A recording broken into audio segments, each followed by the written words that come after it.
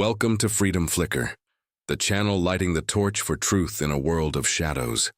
Today, we're diving deep into the fight that's shaking the foundations of American journalism.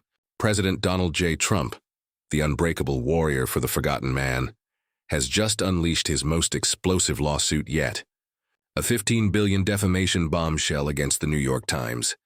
This isn't just a legal battle. It's a declaration of war on the fake news machine that's poisoned our nation for decades. Filed in Florida federal court, Trump accuses the Times, 4 of its reporters, and Penguin Random House of libel that destroyed his brand, sabotaged his 2024 victory, and served as the radical left's secret weapon. The New York Times has been allowed to freely lie, smear, and defame me for far too long, Trump thundered on Truth Social. And that stops now.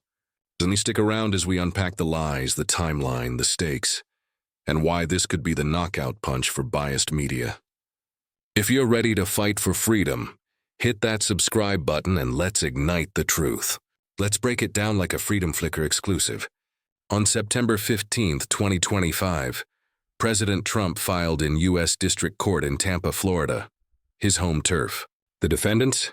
The New York Times Company, reporters Suzanne Craig, Russ Butner, Peter Baker, and Michael Schmidt, plus Penguin Random House for publishing their hit piece book.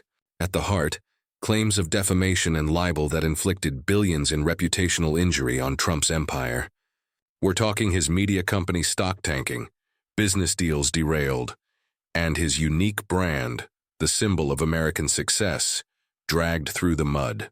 Trump calls it a decades-long method of lying about him, his family, the Trump Organization, and the America First movement. This suit demands not less than $15 billion, more than the Times' entire market cap, to make them pay for their sins. Now, the meat. What lies sparked this inferno?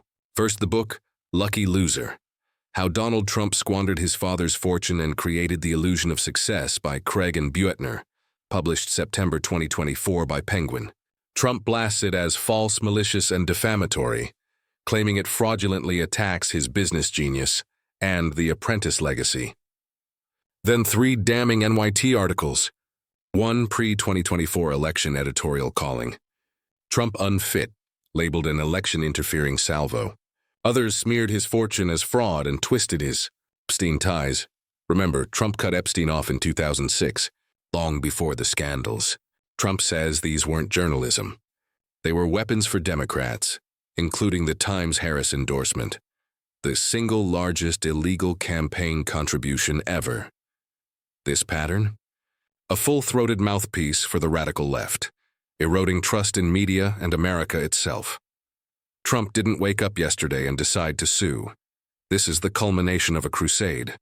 Flashback, 2023, ABC settles for $15 million over Stephanopoulos' lies on the Carroll hoax.